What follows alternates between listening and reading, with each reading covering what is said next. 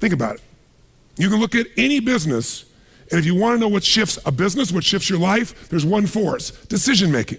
Decision-making is the force that shapes destiny, personal, corporate, business destiny.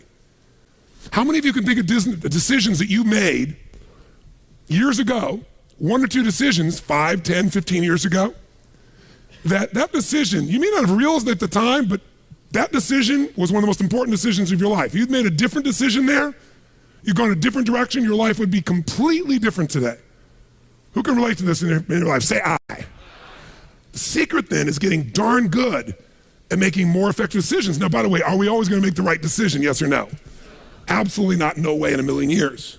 But most people don't have the guts to make the tough decisions because they want to make the right decision, so they make no decision. And that's a decision. Isn't it true? And what happens is the world takes them over.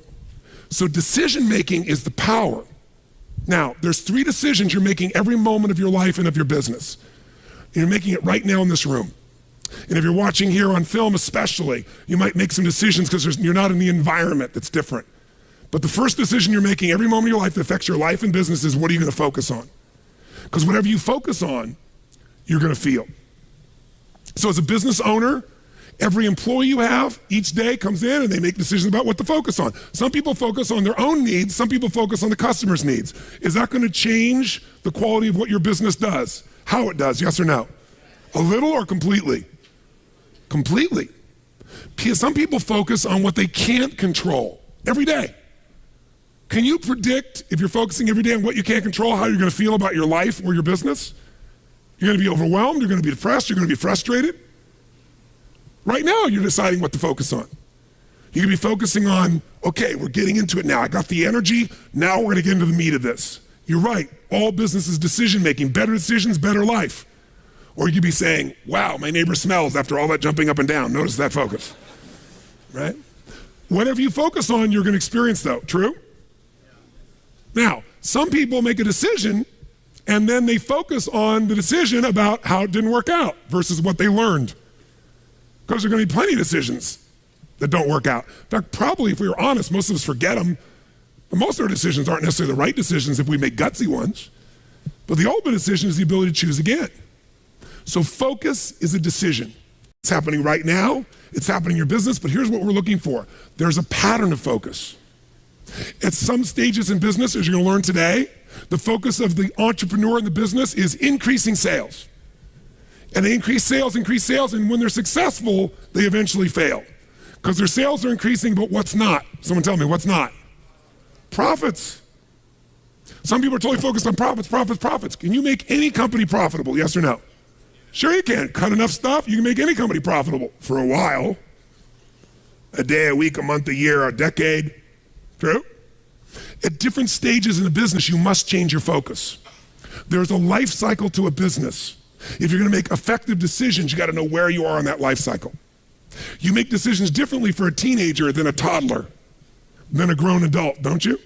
Same thing's true in a business, in your life. So if you're going to control your life, the way you take control is making new choices. If you don't like how things are, what do you got to do? Change it. And to change it, you have to make a decision. And by the way, leaders make decisions. That's what makes somebody a leader. They have the guts to make the most difficult decisions nobody else has the guts to make. And they know they're going to be wrong. But if they're wrong, what will they do? They'll know what they want, they see it's not working, and they'll do what? Change it, which means they'll make another decision, do something new, and see if it works. That's the essence of how we grow. So first decision controls your life is focus. Lots of patterns. Some people focus on what they can control, some focus on what they can't control. Some focus on customers, as I said, some focus on themselves. If you've made this whole business about meeting your needs, you can run a successful business, but it'll be a job. Because you'll never be able to sell it. Because if it's just meeting your needs, it's not a system. It demands your attention, your connection. It's giving what you want. But ultimately, it's not going to give somebody else what they want, so you can't sell it. If you can't sell your business, if you don't have an exit strategy, you have a job. I don't care how successful the business is. That doesn't mean you have to sell the business. But one of the most important decisions you make in business is, ultimately, if I was going to sell this, if I chose to, I have to know who would I sell this to so that I have long-term value, not just an income along the way. I have this critical mass hit. I get a multiple of my business. And most people don't have a clear exit strategy. They think I'll come up with that someday. You gotta start with that end in mind. That's gotta be part of your focus if you're gonna be successful in your business. I can remember a gentleman who built CAA in Hollywood. It was the largest, most successful agency, right? Michael Ovitz, remember that name? He put together Nike and Coca-Cola and these billion-dollar deals. And eventually Mike Ovitz went to go sell that business. He'd never thought through an exit strategy and he got almost nothing for it. Because the laws prevented him from selling it to a studio. He had to sell it to some of his employees for pennies on its real value. Now, Mike found a way to make money later on in another place off of Disney. But the bottom line is, the guy didn't have an exit strategy. Even though it was brilliant, made lots of money, in the end didn't get the value. Focus. Your first decision is, what are you going to focus on? Second decision, the minute you focus on something, you're going to feel it. So if you focus on, oh my God, the economy's coming apart. My industry's, people are not buying my product or service. They're shutting it down. Consumers are not spending the money. Is that going to affect your state? Yes or no? Now, should you lie to yourself and just pretend there aren't challenges? No. But you're going to have to focus instead on, what am I going to do? What's the need that's still there? In any marketplace, there's always still people buying. I've seen it throughout the years. Even in some simple little business, let's say you're a realtor. You have your own little real estate office, or you kind of your own salesperson. You got a couple people that work with you that help you leverage yourself. Something that simple. I remember years ago, I met a woman named Marty Rodriguez. She's from the town I grew up in. She came to one of my seminars, and then she would be sitting in the front row, and in a year, I may have done 25 seminars. She was probably at 10 of them, same seminar, in the front row. This is a woman who was the #1 real estate agent for Century 21 in the free world. 9 out of 11 years. I watched her in good times make money, in the worst times make money. A few years ago, she sold more real estate in the city she's from than the entire multiple listing service of other agents combined. One person. Now she built into a business. She's got a whole team that runs it, but it's still her. She built the brand. How does she do well when it's going horrible? She says, I love when the economy gets terrible because it gets rid of all those flaky realtors. All those flaky mortgage brokers. There's so many of them. They got in the business, was going up, and they all got successful because they were on a trend. When the trend crashed, they all left me all the business. She loves these times. But the reason is her focus is different. Does that make sense? Completely different focus. So, when you're focusing, you got to decide what I'm going to focus on. But as soon as you focus on something, even if it's not true, you're going to feel it. So if you think someone tells you, someone screwed you over, they took advantage of you, and you're like, what? And you're all upset, and you picture it in your mind, and now you're angry. And then later you go to confront this person, and you find out it wasn't true. Who's ever had something like this happen and felt like an idiot? Raise your hand and say, I. But when you focus on it, does it control you? Do you feel it? Yes or no? So just write, focus equals feeling. Whatever you focus on, you're going to feel. And as a leader, you're going to have to manage those feelings. And you're going to do it by managing your focus. By the way, if you're going to lead other people, do you have to create a focus for the company, for the organization to be successful? Yes or no? You got to find yourself, what are people focusing on? It's affecting all the decisions in the company. So as soon as you focus on it, finally get to decision number 2. Decision number 2 is, what does this mean?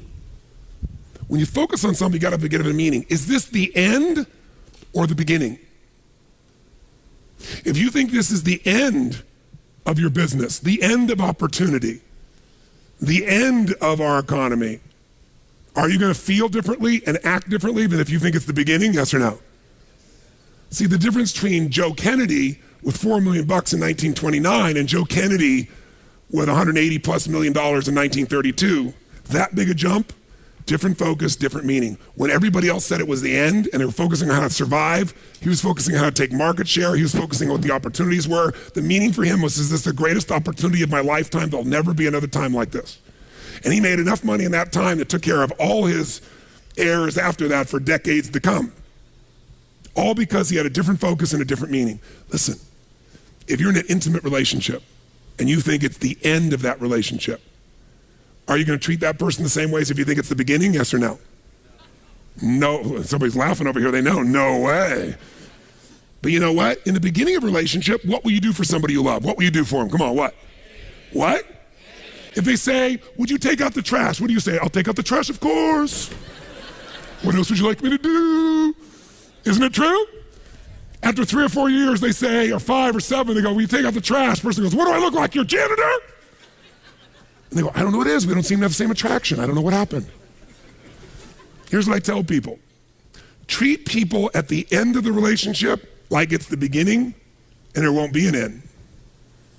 And that's not just your intimate relationship. What if your customers, what if you fell in love with your customers, with your clients, more than your product, more than your company? If your entire life was about meeting their needs, if you would do what for your customers and clients, you would do what? If you love your customers and clients, you do anything, guess what? They're gonna love you. But most people love their customers and clients as long as they buy from them, do what they want, respond to them. And when they don't, they go, that's the end. You want clients for life, not just customers? Fall in love with them. It's a different focus, isn't it? It's a different meaning. And that creates a different life because you make decisions differently from that place. There's another meaning. You know, is this punishment in my business? Am I being punished by God? Or am I being challenged? Or is this actually a gift what I'm facing right now? Whatever meaning you give controls what you feel. And what you feel controls the third decision. What are you going to do? Right? The minute you give it a meaning, you get a feeling. When you get a feeling, you're going to do something. You're going to take action. You're going to pull back. A whole economy is driven by this. People start focusing on, oh my God, maybe this is going to go on forever. Maybe I'm not going to get what I need. This might be the end of the way things are. I better pull in my reins. I better not spend this money. I better not take any action. And it becomes a self-fulfilling prophecy. How many know what I'm talking about here? Yeah. So decision-making is your power. You want to change your business? Think about whatever's changed your business in the past. I guarantee what's changed your business is some decisions you made. You made some decisions that shifted your business in a radical way, changed things in a way that shifted the game for you. Decisions about people, decisions about products, decisions about marketing or promotion, decisions about locations, decisions about what you're going to offer, your offerings. Decisions. You want to change your whole business, you can do it next few days just with some new decisions, but you're going to get stimulated, all kinds of decisions to look at. You got to decide which ones will make the biggest difference. Today, again, is going to help you understand where those decisions need to be focused based on where you are in the life cycle of your business and where you are in your personal life cycle. By the way, do you make decisions differently? Do you look at time differently when you're 20 than when you're 30, than when you're 40, than when you're 50, than when you're 60, than when you're 70? Yes or no? It'll affect your decisions.